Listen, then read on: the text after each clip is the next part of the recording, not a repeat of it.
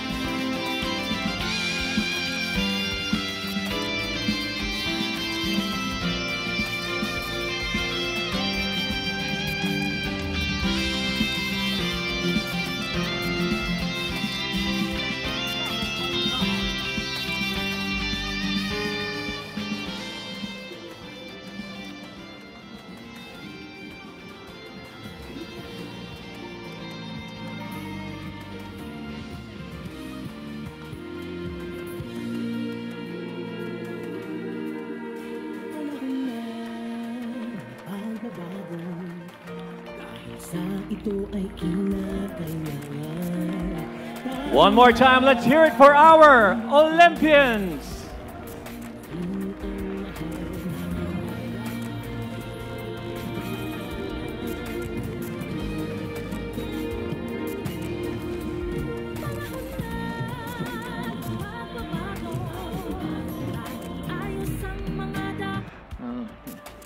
Alam ko nakabarong tayo pero hindi tayo masyadong formal dito. Kaya sinuot ko yung aking uniforme para ipagmalaki. Ito yung binigay ninyo sa akin nung nag-send off ako sa inyo. And wow, I never thought how proud I would be to wear it again because of the brilliant performance of our athletes. Let me greet the Philippine Olympic Committee President, Abraham Tolentino, PSC Chairman Richard Bachman, our supporters and friends who we could not do without in the private sector, fellow workers in government, of course the First Lady Luis Araneta Marcos,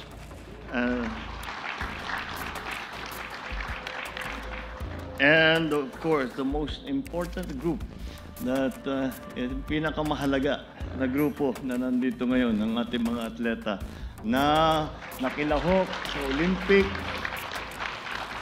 at bumalik na napakagandang resulta. At that is what we are commemorating and celebrating a little bit now. Ladies and gentlemen, magandang gabi sa inyo lahat. Unang-una sa lahat, sa ating mga atleta, sa inyong mga pamilya, welcome sa Palasyo. And the honor is mine, the honor is ours to be able to welcome you, such achievers who have, kumbaga sa pinapaganda ninyo at pinapatingkad ninyo ang pangalan ng Pilipino. At kaya naman, kami naman nagpapasalamat sa inyong lahat. Dahil bukod sa medalya, but of course, Kaloy, your performance was just, it deserved 2 gold medals. And that's how high a standard that we have reached. At ngunit, nakikita naman namin na siguro lahat naman kami rito, pinagdadasal namin kayo. At saka isa lang irereklamo ko sa inyo lahat at napuyat ako ng 2 linggo akong puyat para manood ng sari-saring mga event. But yung puyat ko, worth it dahil talagang napakagandang panoorin kayo at makita kayo. At yung performance ninyo na naging bunga sa taon-taon na sakripisyo ng sarili ninyo, ng inyong mga coach, mga trainer, mga nutritionist, at lalong-lalo na mga pamilya ninyo. At alam naman natin, walang mananalo na atleta na hindi suportado ng katakot-takot na karaming tao na walang iniisip kung paano kayo tulungan para maging successful. And ito yung ating kinikilala ngayon. At napakahalaga. At ngayon, it is now in the international stage. And so, we can see that ulit, ang sikat na naman ng Pilipinas. Pinapasikat ninyo ang Pilipinas sa buong mundo. Alam ko na iniisip ninyo, gymnastics, boxing, di ba, sa pole vault, yan yung iniisip lang ninyo yung event ninyo. Pero yung performance ninyo, may malaking kahulugan yan. It means a lot. May malaking kahulugan yan para sa amin dito na nanonood sa inyo, na sumisigaw at nagsusuporta sa inyo. And that's why it was for me I think we should recognize not only the athletes, although they are, of course, deserving of recognition, but also all the support group. Over the years, hindi nangyari ito dahil nung last year nag-decide ka mag-sports. Matagal-tagal ito. Lalabanan, you go through injury, hindi ka makabiyahe dahil walang pambayad ng pamasahe to go abroad, to go to the international competitions. All of these, and yet you come through. And yet you have shown the spirit of the Filipino, the determination of a Filipino, and the excellence of the Filipino spirit. And that's what you have shown for us today. And for that, iniisip ko kanina, iniisip ko nung nangyayari ito, sabi ko, ano kayang pwede nating maitulong sa ating mga atleta, sa ating mga tumulong sa kanila. Habang nanonood ako na news, sabi ko, mayaman na ito si Kaloy. Daming perang binibigay, kung ano ito. Sabi ko, isipin kayo natin, magbigay tayo ng ganito. Meron nang nagbigay, 2 pa. Sabi ko, sige, paano natin gagawin to? So, I said, I thought that what we should do is really recognize all the athletes. Number 1, all the athletes. I think any athlete, kahit sinong atleta dito sa Pilipinas o kung saan man lang, na makapag-qualify sa Olympics, mabigat yun. That is an extremely difficult achievement to have managed. So, that's why, tamang-tama, nandito si Chairman Lang, siya maraming pera. So, lahat naman ng atleta natin, bigyan na natin, basta nag-Olympian. Bigyan natin tigi 1 milyon, di ba?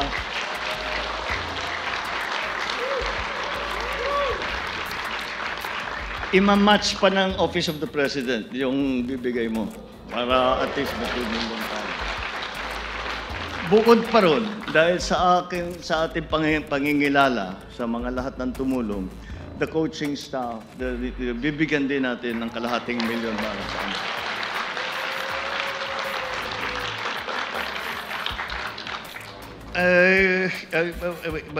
Hihinga ako ng pauman ninyo dahil maliit lang.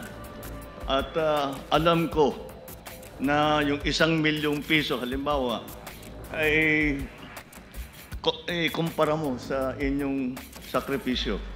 Ikumpara ninyo sa inyong pinagdaanan. Ikumpara ninyo, napakaliit lang. Pero ngayon lang, ito yung gagawin natin.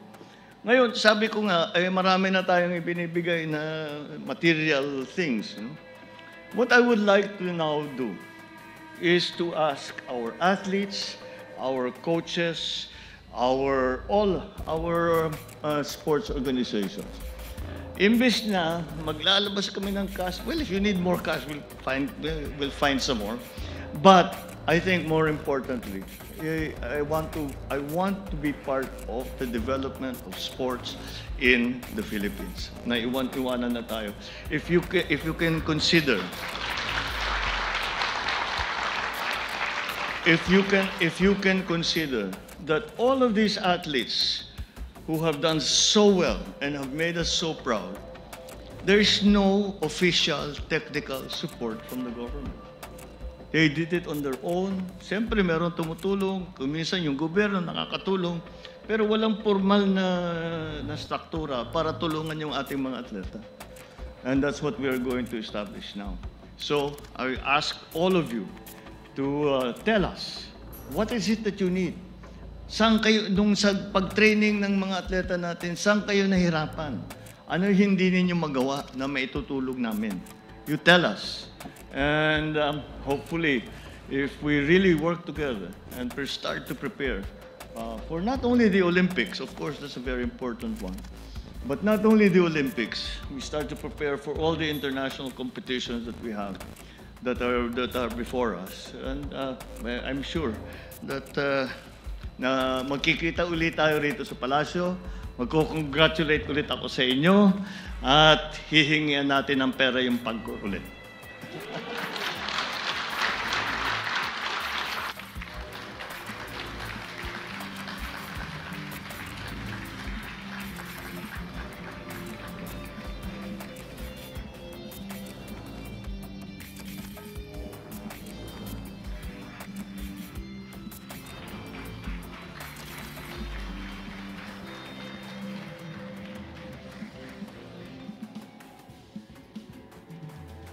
Carlos Yul will also be receiving 20 million pesos from the Office of the President, in addition to incentives under the National Athletes and Coaches Benefits and Incentives Act.